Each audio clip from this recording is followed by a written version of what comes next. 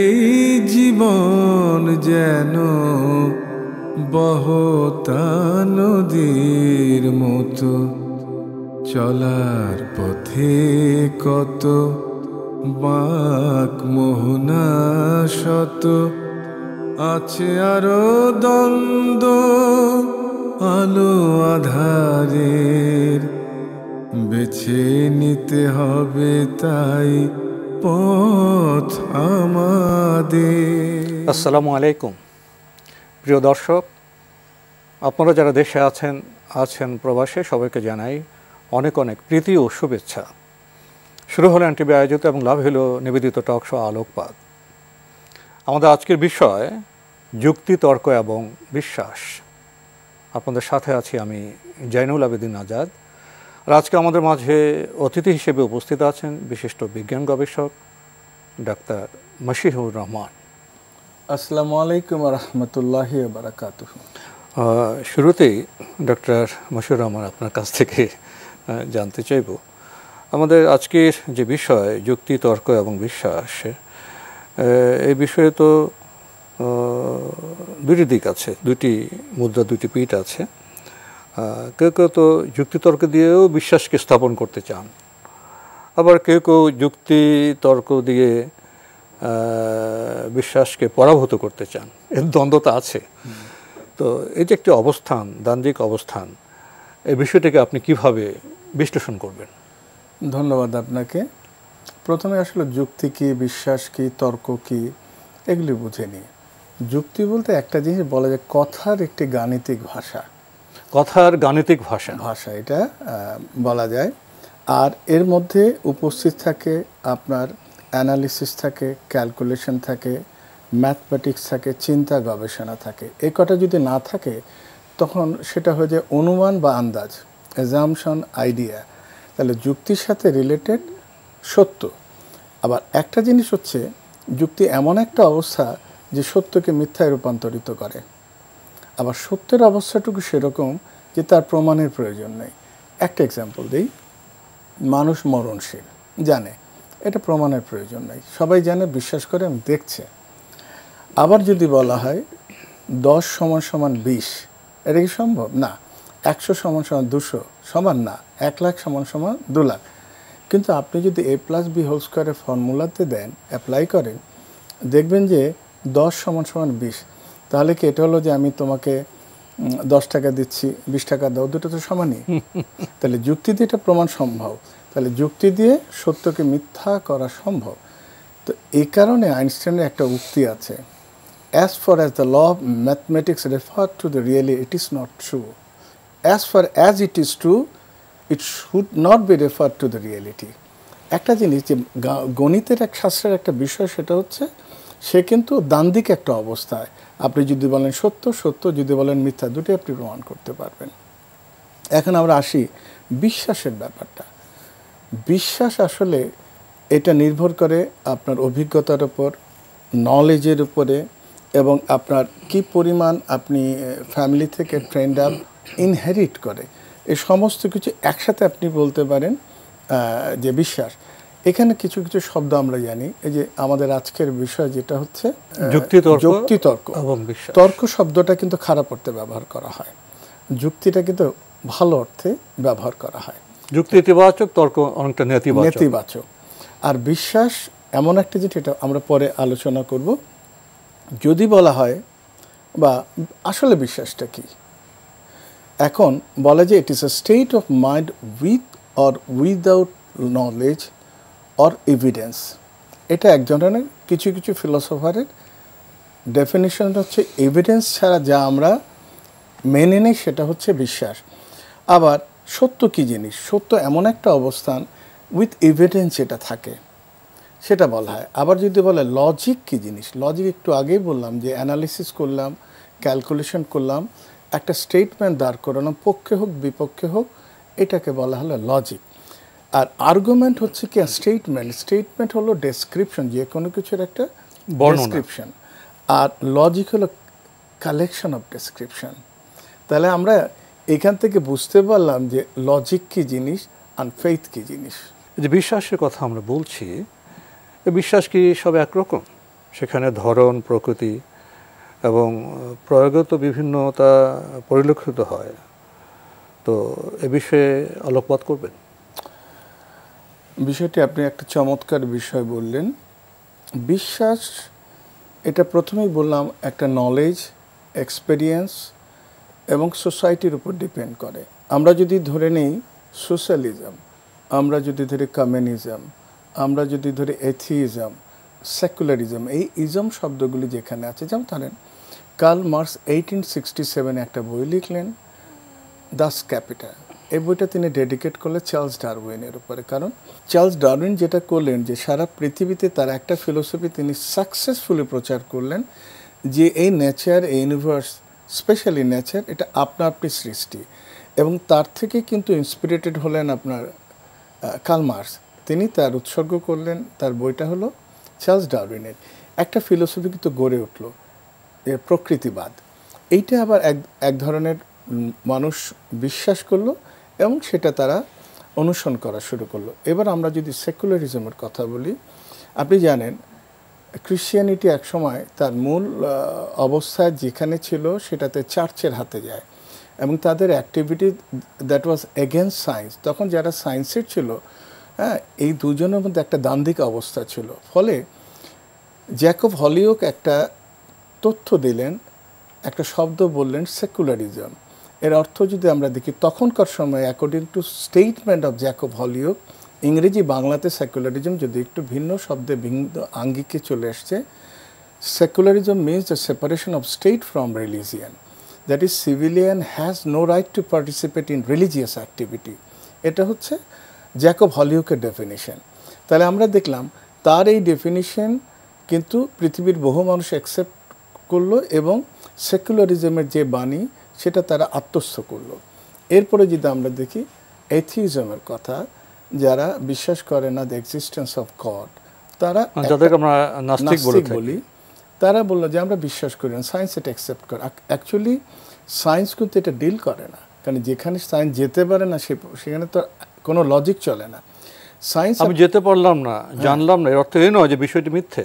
সেটাই আমি বললাম, এখানে একটা স্থবির যে আমি জানি না তা, কারণ 1000 বছরে যেটা মানুষ জানতো না তা মিথ্যা ছিল। এক্সপান্ডিং ইউনিভার্স, আমরা যদি টলেমির কথা ধরি, যেটা ডার্ক এজ অফ টলেমি বলে, 1000 বছর ধরে তার থিওরিগুলো স্টেডি ইউনিভার্স এবং এক্সপান্ডিং ইউনিভার্স, সে জানতো না, তার প্রত্যেকটা কথাই ছিল ভুল পরবর্তীতে। তো 1000 বছর পরে এসে জানলাম সত্য। অতএব এখন থেকে 1000-2000 বছর পরে কিভাবে এই জিনিসটা আমাদের কাছে আরও সত্য হয়ে উদ্ভাসিত হবে, এটা কিন্তু আমরা এখন উপলব্ধি করতে পারি না।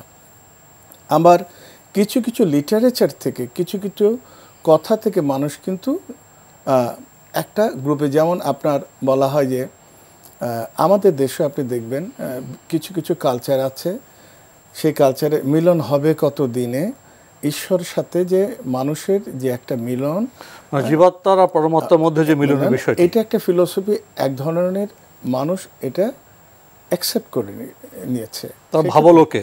হ্যাঁ, তো এইভাবে কিন্তু আপনি দেখবেন বিভিন্ন সময় বিভিন্ন দর্শন থেকে এগুলো কিন্তু গড়ে ওঠে এবং মানুষ আত্মস্থ করে। এখন আমি যদি বিলিভ বা ফেইথ, আসলে ল্যাটিন শব্দে বলা হয় যে ফিডেস, এবং ওল্ড ফ্রেঞ্চে ফেইড বলে, এবং সবচেয়ে মজার কথা যে গ্রিক ল্যাঙ্গুয়েজে পিস্টেস। শব্দগুলি বললাম এই কারণে, আমরা বলা যে বিশ্বাস করে তাকে বলে মুমিন। দুটো শব্দ কোরআন মজিদে, দুটা সূরা পাওয়া যায়, একটা মুমিনুন, একটা মুমিন, একটা এক বচনে, একটা বহু বচনে, বিশ্বাসীদের। এবার আপনি দেখেন বিশ্বাসের বিপরীত কি? অবিশ্বাস। সূরা কাফেরুন। যে মূল প্রশ্নের বিষয় ছিল যে এই বিশ্বাসটুকু জন্মায় কিভাবে। বিজ্ঞানীরা বলে যে অ্যাকচুয়ালি বিভিন্ন স্টেজ আছে ফেইথে। যেমন একটা ইনটুইটিভ ফেইথ বলে, প্রি স্কুল গোয়িং চিলড্রেন, তারা দাদা দাদি নানা নানির কাছে কিছু গল্প শুনে, এ থেকে তাদের মনের মধ্যে একটা কিছু তৈরি হয়, ও থেকে একটা বিশ্বাস জন্মে। আরেক ধরনের ফেইথ বলে মিথিক্যাল ফেইথ, এটা স্কুল গোয়িং চিলে, স্কুলে সে টিচারদের কাছে শুনে ছোট ছোট গল্পের বই পড়ে, এ থেকে এক ধরনের বিশ্বাস তার মধ্যে জন্মে। আরেকটা বলে সিনথেটিক, এটা এই ব্যাপারটা নিজেকেই প্রতিনিধিত্ব করে, ভাবা শুরু করে আই এম সামথিং, এ থেকে কিন্তু সে ভাবে আমি যা ভাবি সেটাই সঠিক, আমার প্রজেকশনগুলি সঠিক, এর থেকে নিজেই একটা সিলেক্ট করে নেয় যে এক ধরনের বিশ্বাস মনের ভিতর গড়ে ওঠে। আরেক ধরনের বিশ্বাস বলে রিফ্লেকটিভ, সেটা হচ্ছে কি নিডস, ডিমান্ডস, এক্সপেরিয়েন্সের উপর মানুষ তার প্রয়োজন থেকে এক ধরনের বিশ্বাস। যেমন একটা এক্সাম্পল দিই, কেউ যদি বলে আপনি ব্যবসায় লাভ করবেন, এই তাবিজটা নেন, এই তাবিজটা সাথে রাখেন, এটা তার একটা বিশ্বাস হয়ে যায়, এটা করেন। এই যে বিশ্বাসগুলি প্রফেশনালি তার এক্সপেরিয়েন্স যদি কখনো যদি কোইনসাইড করে যায়, সে তো সাথে সাথে বিশ্বাস করে এই কারণে আমার ঘটলো ঘটনাটা। এই ধরনের একদম রিফ্লেকটিভ আপনার ফেইথ আছে। আরেকটা বলা হয় কনজাংটিভ ফেইথ। কনজাংটিভ ফেইথ হলো নেগোশিয়েট করা। আপনি দেখেন সূরা কাফিরুনে রাসূলুল্লাহ সাল্লাল্লাহু সাল্লামকে প্রপোজাল দেওয়া হচ্ছে, আপনি কিছুদিন আমাদের ধর্ম পালন করেন, আমরা আপনার ধর্ম কিছুদিন পালন। এই যে নেগোশিয়েট করা, দ্যাট ইজ কনজাংটিভ ফেইথ। তো তারা একসময় বিশ্বাস করলো, কখনো নাস্তিক হলো, পূর্ণাঙ্গ বিশ্বাস করলো, কিছুটা সরে আসলো, লোকাল কালচার দেখা যাক একজন বিভিন্ন ধরনের অনুষ্ঠান সেটাও অ্যাকসেপ্ট করে নিল, সমস্ত কিছুর সাথে অ্যাডজাস্ট করে কনজাংটিভ ফেইথ। এটা কিন্তু ইসলাম ডিসকারেজ করে আপনাকে পরিপূর্ণভাবে ইসলামে ডাকে, উৎকুলু ফি সিলমি কাফাতান, পরিপূর্ণভাবে। এখানে ইসলাম মিশ্রণকে প্রশ্রয় দেয় না, একেবারেই না।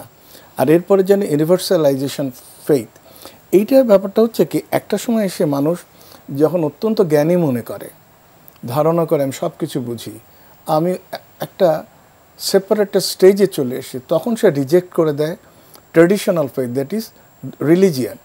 তখন সে ভাবে তার ধারণা এবং সে চায় মানুষের ভালো করার জন্য নতুন পদ্ধতি আবিষ্কারে, যেটা আমরা প্রগতিশীল আমরা বলি, সব কিছু রিজেক্ট করে তার মতো করে চিন্তা করা। তো আমরা এখান থেকে এই যে প্রশ্নটা আসলো ফেইথ আসলে কিভাবে আসে, খুব ছোট্ট করে বলা হলো। আপনার কথা শুনতে শুনতে আমার মধ্যেও তো কিছুটা ভাবনার সৃষ্টি হলো। বিশ্বাস সম্পর্কে বিভিন্ন ধারণা আছে এবং বিশ্বাস সম্পর্কে যেমন মানুষ কথা বলে, বিজ্ঞানও কথা বলে। একটি প্রশ্ন এরকম জাগতে পারে, কেউ কি কিছু বললে আমরা বিশ্বাস করি? বিশ্বাস বলতে যদি আমরা ধর্মের যে ইতিহাস সেদিকে যাই, তাহলে দেখা যায় সব মানুষ তো ধর্মের কথা বলেননি।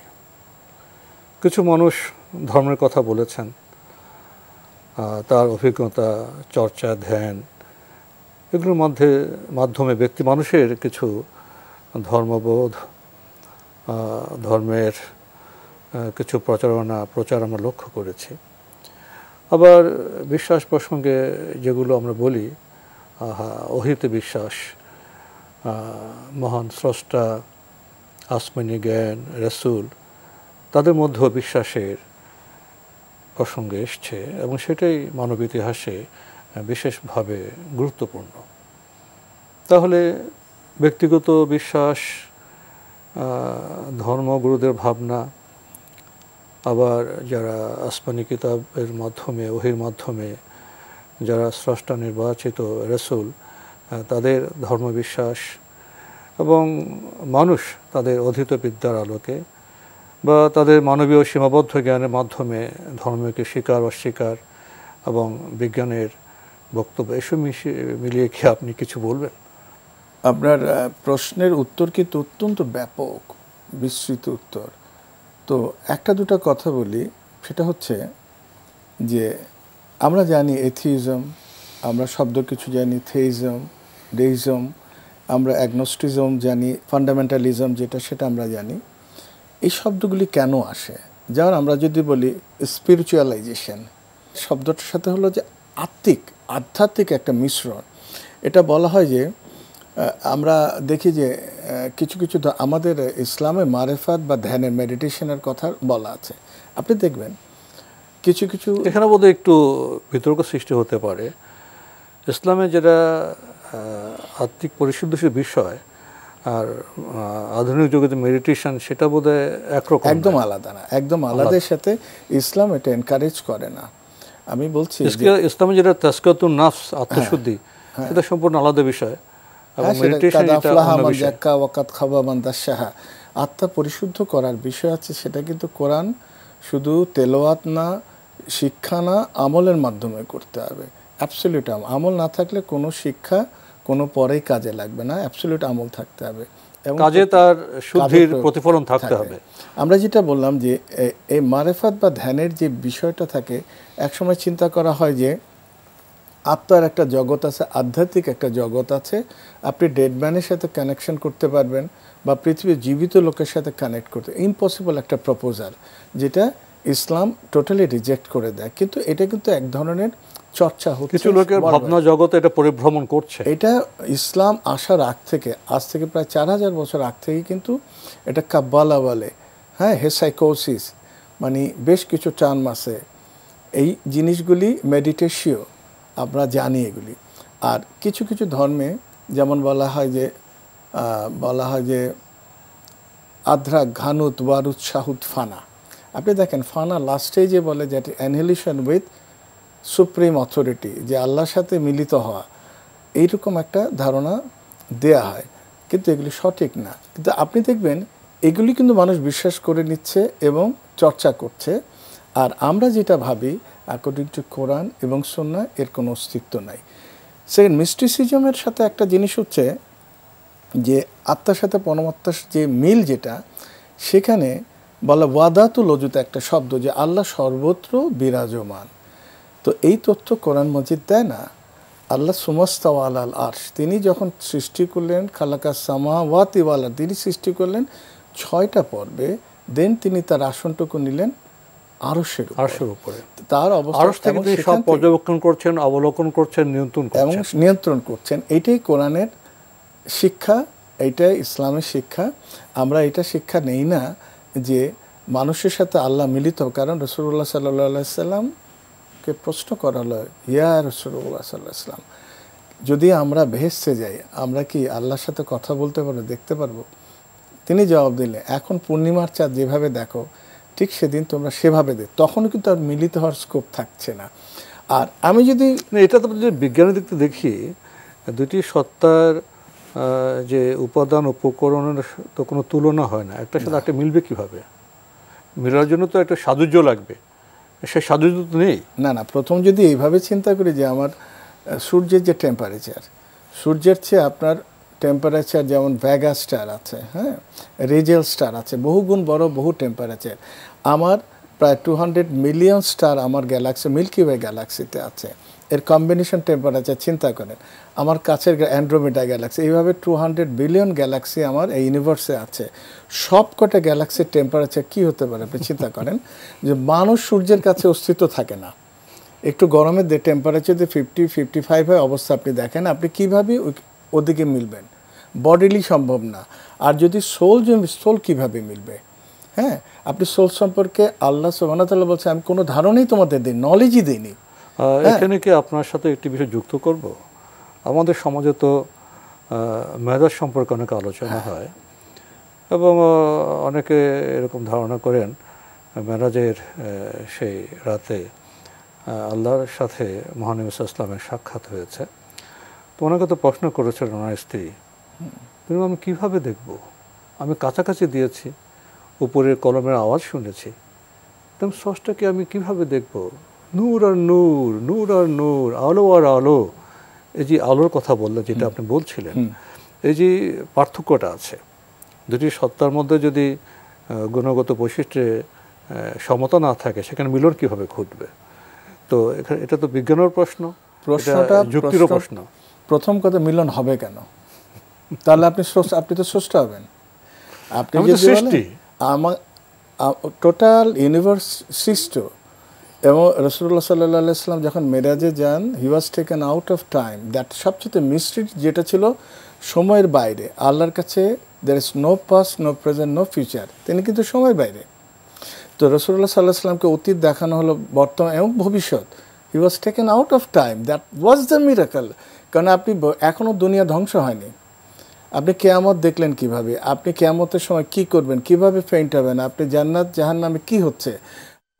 যদি সময়ের বাইরে নেওয়া না হয়, আপনার পক্ষে দেখা সম্ভব না। সায়েন্টিফিক্যালি বলি, he was taken out of time. মেরাজের সবচাইতে বিশেষত্ব ছিল সময়। এইটা বুঝতে পারলে আপনি বুঝতে পারবেন যে আল্লাহর সাথে তার মিলিত হওয়ার কোনো প্রয়োজনই ছিল না, কোনো প্রয়োজনই ছিল না। এবং যে ধারণাগুলি দেওয়া হয়, কখনোই তার শেষে তিনি দেখেননি, স্বপ্নেও দেখেননি। কারণ আপনি একটা এক্সাম্পল দিই, সূরা তাহার 110 নম্বর আয়াতে আল্লাহ বলছেন মানুষের জ্ঞান দ্বারা তাকে আয়ত্ত করা সম্ভব না। যেই জ্ঞানটুকু মানুষকে আল্লাহ দিয়েছেন, এই জ্ঞান দিয়ে আপনি আল্লাহর অস্তিত্ব সম্পর্কে যদি চিন্তাই করতে না পারেন, মিলনের তো প্রশ্নই ওঠে না। সময়ের একেবারে আমার শেষ প্রান্তে চলে এসেছি। আপনি শেষে ঠিকই বলেছেন যে অস্তিত্বের বিষয়, আল্লাহ স্রষ্টা, আমরা সৃষ্টি। এবং আল্লাহ তো পবিত্র কোরআনই বলেছেন, আমি মানুষকে জ্ঞানের খুব অল্প দিয়েছেন আমাদের জীবনযাপনের জন্য। পৃথিবী তো আমাদের বসবাসের চিরস্থায়ী জায়গা নয়, কর্মের জায়গা, কাজ করব আমরা, হিয়ার আফটার পরকালে গিয়ে আমরা কর্মের ফল ভোগ করব, সেটা চিরস্থায়ী। তো যেখানে আমাদের জ্ঞানের সীমাবদ্ধতা আছে, হ্যাঁ আমরা যুক্তিতর্ক করতে পারি, এবং মানুষেও জ্ঞানের তারতম্য আছে। যারা প্রকৃত জ্ঞানী, বিদ্বজন, তারা তো খুব শান্তভাবে কথা বলেন, বোঝার চেষ্টা করেন। তো তাদের যুক্তিতর্কের একটা মাত্রা আছে, নানা মাত্রা যুক্তিতর্কে আছে। এবং বিশ্বাসী যারা, তারা তো আর অন্ধবিশ্বাসী নন। বিশেষ করে যারা আসমানি জ্ঞানের আলোকে বিশ্বাসী, তারা বস্তুগত যে পৃথিবী এবং যুক্তিতর্কের যে সাধারণ জ্ঞানগুলো, সেগুলো সম্পর্কে অবগত, এবং সেগুলো উত্তীর্ণ হওয়ার পরেই তো তারা বিশ্বাসী হতে পেরেছেন। এ প্রসঙ্গে আমরা হযরত ইব্রাহিম ইসলামের উদাহরণ টেনে কথা বলি। তিনিও যুক্তিতর্কে গিয়েছেন, সৃষ্টি দেখেছেন, পরে বলেছেন সব সৃষ্টির যিনি স্রষ্টা তিনি আল্লাহ। এভাবে আমরা যুক্তিতর্ক এবং বিশ্বাসের বিষয়গুলিকে বিবেচনা করতে পারি। তো আমাদের কথা তো আজকে শেষ হলো না, আর অনেক কথা রয়ে গেছে। তো আমাদের বোধহয় আরেকটি পর্বে টেনে নিয়ে যেতে হবে আমাদের আজকের যে বিষয়, যুক্তিতর্ক এবং বিশ্বাস। আগামী পর্বে দেখা যাক আমরা কতটা তীরে ভিড়তে পারি। তো আজকের আলোচনার জন্য আপনাকে অনেক ধন্যবাদ। আপনি কষ্ট করে আমাদের স্টুডিওতে এসেছেন, সময় দিয়েছেন, আবারও আপনাকে ধন্যবাদ। আপনাকে। প্রিয় দর্শক, আমরা দেখছিলাম এনটিভি আয়োজিত এবং লাভ হেলো নিবেদিত টক শো আলোকপাত। আমাদের আজকের বিষয় ছিল যুক্তি, তর্ক এবং বিশ্বাস। আমাদের অনুষ্ঠান আপনারা এনটিভি অনলাইনেও দেখতে পারবেন, ভিজিট করুন www.ntvbd.com। এছাড়া ইউটিউবে এবং আমাদের ভেরিফাইড ফেসবুক পেজে অনুষ্ঠান দেখতে পারবেন। প্রিয় দর্শক, একটি সমাজে জ্ঞান থাকবে, চর্চা থাকবে, জ্ঞানে বিভিন্নতা থাকবে।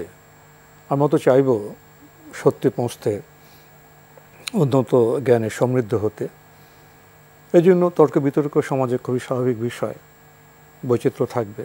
এরপরও আমরা ইউনিটি ইন ডাইভার্সিটি বা বৈচিত্র্যের ঐক্য গড়ার মাধ্যমেই আমাদের সমাজকে এগিয়ে নিয়ে যাব। আমরা আগামী পর্বে এই বিষয়ে আরও কথা বলার চেষ্টা করব। মহান আল্লাহ আমাদের সবাইকে নিরাপদে রাখুন শান্তিতে। আসসালামু আলাইকুম।